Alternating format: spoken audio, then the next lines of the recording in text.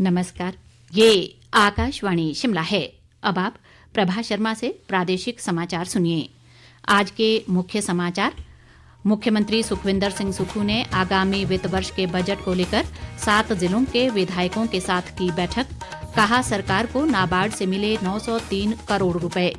भाजपा विधायकों ने विधायक प्राथमिकता की बैठक का किया बहिष्कार। नेता प्रतिपक्ष ने विधायकों की विकास योजनाओं की अनदेखी का लगाया आरोप। केंद्रीय रेल मंत्री अश्विनी वैष्णव ने कहा, हिमाचल में रेलवे विकास के लिए 2716 करोड़ रुपए का बजट प्रावधान। और सांसद सिकंदर कुमार ने हिमाचल के शक्तिपीठों व अन्य तीर्थ स्थलों पर मूलभूत सुविधाएं उपलब्ध करवाने का केंद्र से किया आग्रह। अब समाचार विस्तार से। प्रदेश सरकार द्वारा वित्त वर्ष 2024-25 के दौरान नाबार्ड से 903 करोड़ 21 लाख रुपए की 127 परियोजनाएं स्वीकृत करवाई जा चुकी हैं।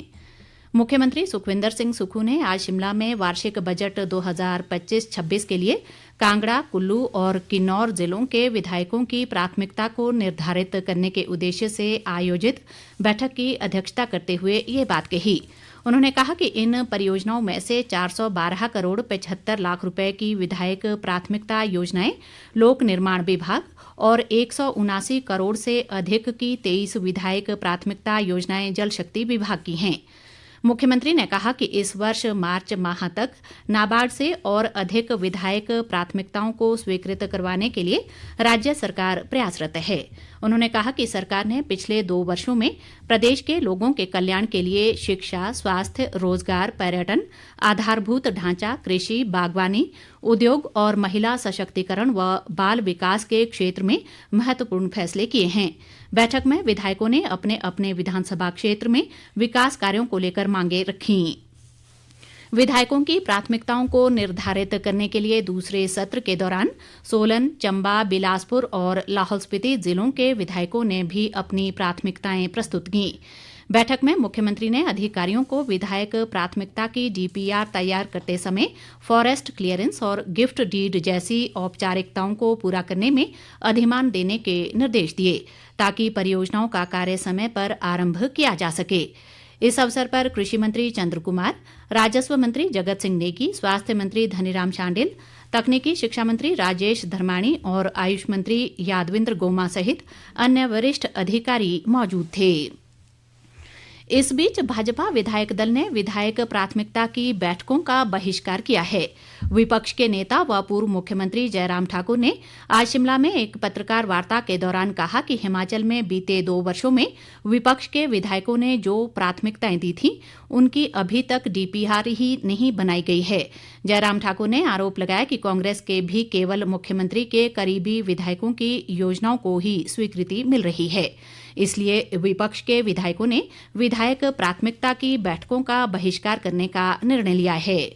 हिमाचल प्रदेश में जिस प्रकार से विधायकों को जलील किया जा रहा है, प्रताड़ित किया जा रहा है, उनके खिलाफ मामले दर्ज करके उनको कई घंटे तक जो है बिठाया जा रहा है और छोटे छोटे कर्मचारी, छोटे छोटे अधिकारी जो है उनको प्रताड़ित करने में लगे हैं और विधायकों के परिवार वालों के भी ऊपर मामले दर्ज किए हैं और विकास कार्य अपोजिशन के विधायक है उनके कहने पर बिल्कुल नहीं किए जा रहे। तो ऐसी सूरत में भारतीय जनता पार्टी के विधायक दल ने तय किया है कि 3 और 4 फरवरी को जो मुख्यमंत्री की अध्यक्षता में जो विधायक प्राथमिकता की जो बैठक निर्धारित हुई है इसमें हम हिस्सा नहीं लेंगे।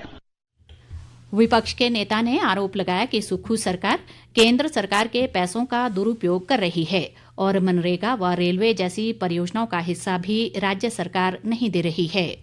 केंद्र के पैसे का कितना दुरुपयोग हो रहा है, चाहे वो रेलवे का है, ऐसा ही मनरेगा की स्थिति है, ऐसा ही हमारे जितने सेंटर स्पॉन्सर स्कीम्स की स्थिति है जिसमें केंद्र पैसा दे रहा है लेकिन स्टेट अपना स्टेट का शेयर उसको ही जमा नहीं कर। जो पैसा यहाँ पर अलग अलग मदों में केंद्र सरकार से आया है उस पैसे को भी दाएं बाएं से रू करके जो है डाइवर्ट करके कर्मचारियों की सैलरी और पेंशन देने में खर्च किया जा रहा है। चाहे वो सीआरएफ का पैसा है, चाहे वो जो केंद्र स्पॉन्सर स्कीम्स का आया है तो उसमें ये स्थिति है।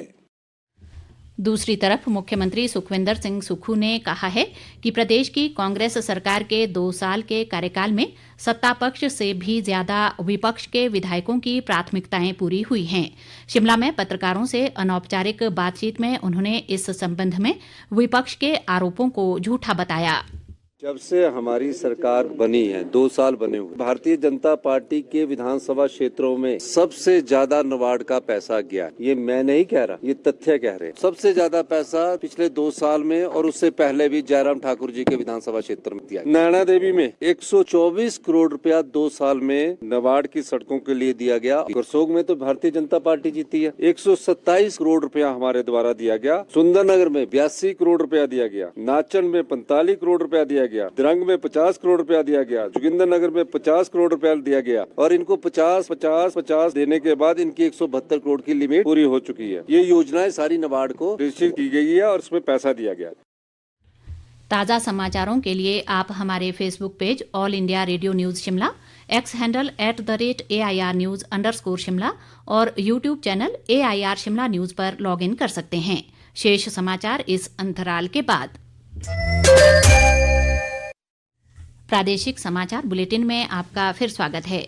बाकी समाचारों में केंद्रीय रेल मंत्री अश्विनी वैष्णव ने कहा है कि केंद्र सरकार ने वित्त वर्ष 2025-26 में रेलवे के लिए 252,000 करोड़ का बजट रखा है, जिसमें हिमाचल के लिए 2,716 करोड़ रुपए का बजट प्रावधान किया गया है। आज दिल्ली से वीडियो कॉन्फ्रेंसिंग के माध्यम से पत्रकारों को संबोधित करते हुए उन्होंने बताया कि प्रदेश के 4 स्टेशनों को अमृत स्टेशन अभियान के तहत अमृत स्टेशन बनाया जाएगा। हिमाचल प्रदेश के लिए बजट एलोकेशन है 2,716 करोड़। टोटल 4 स्टेशन हैं जिसको अमृत स्टेशन के तहत नया बनाया गया। अश्विनी वैष्णव ने बताया कि इस वित्त वर्ष में पूरे देश में 230 स्टेशनों को अमृत स्टेशन बनाया जाएगा और 116,000 करोड़ रेलवे सुरक्षा के लिए खर्च किए जाएंगे। केंद्रीय रेल मंत्री ने बताया कि उत्तराखंड के लिए 4,641 करोड़ रुपए, पंजाब के लिए 5,421 करोड़, हरियाणा के लिए 3,416 करोड़ और दिल्ली के लिए 2,593 करोड़ रुपए का बजट प्रस्तावित है। उन्होंने कहा कि 50 नई नमो भारत, 100 अमृत भारत रेल और 200 नई वंदे भारत रेलगाड़ियां शुरू की जाएंगी। केंद्रीय मंत्री ने कहा कि रेलवे सुरक्षा और रेलवे ट्रैक्स को मिशन मोड में स्तरोन्नत किया जाएगा।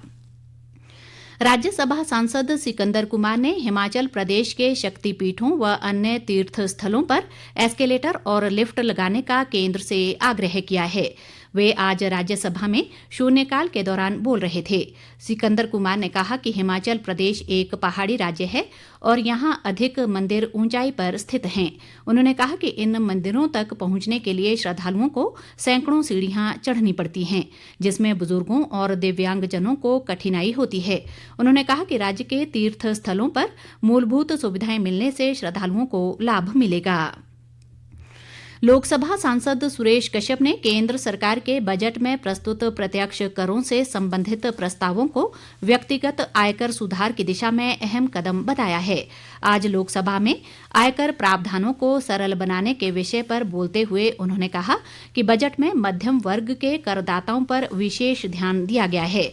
सुरेश कश्यप ने कहा कि वर्ष 2020-21 में नई कर व्यवस्था लागू होने के बाद से विभिन्न आय स्लैब में व्यक्तिगत आयकर दरों में लगातार कमी आ रही है। उन्होंने कहा कि वर्तमान बजट में वरिष्ठ नागरिकों के लिए ब्याज आय और किराए की आय जैसी कुछ आय के संबंध में स्रोत पर कर कटौती की सीमा बढ़ाने का प्रस्ताव किया गया है। भारत में निर्वासित तिब्बतियन सरकार के सांसदों ने आज शिमला में विधानसभा अध्यक्ष कुलदीप सिंह पठानिया से भेंट की। ये एक शिष्टाचार भेंट थी। इस दौरान सांसदों ने तिब्बत सरकार को अभूतपूर्व सहयोग देने के लिए राज्य सरकार व विधानसभा अध्यक्ष का आभार व्यक्त किया। विधानसभा अध्यक्ष कुलदीप सिंह पठानिया ने कहा कि हिमाचल का तिब्बत के साथ प्राचीन व्यापारिक और वाणिज्यिक संबंध रहा है, जो आज भी जारी है। इस बीच सांसदों ने राजभवन शिमला में राज्यपाल शिव प्रताप शुक्ल से भी शिष्टाचार भेंट की। अंत में मुख्य समाचार एक बार फिर। मुख्यमंत्री सुखविंदर सिंह सुक्खू ने आगामी वित्त वर्ष के बजट को लेकर 7 जिलों के विधायकों के साथ की बैठक। कहा सरकार को नाबार्ड से मिले 903 करोड़ रुपए। भाजपा विधायकों ने विधायक प्राथमिकता की बैठक का किया बहिष्कार। नेता प्रतिपक्ष ने विधायकों की विकास योजनाओं की अनदेखी का लगाया आरोप। केंद्रीय रेल मंत्री अश्विनी वैष्णव ने कहा हिमाचल में रेलवे विकास के लिए 2,716 करोड़ रुपए का बजट प्रावधान। और सांसद सिकंदर कुमार ने हिमाचल के शक्तिपीठों व अन्य तीर्थ स्थलों पर मूलभूत सुविधाएं उपलब्ध करवाने का केंद्र से किया आग्रह। इसी के साथ ये समाचार बुलेटिन समाप्त हुआ। हमारा अगला बुलेटिन आप सुन सकते हैं कल सुबह 9:20 पर। नमस्कार।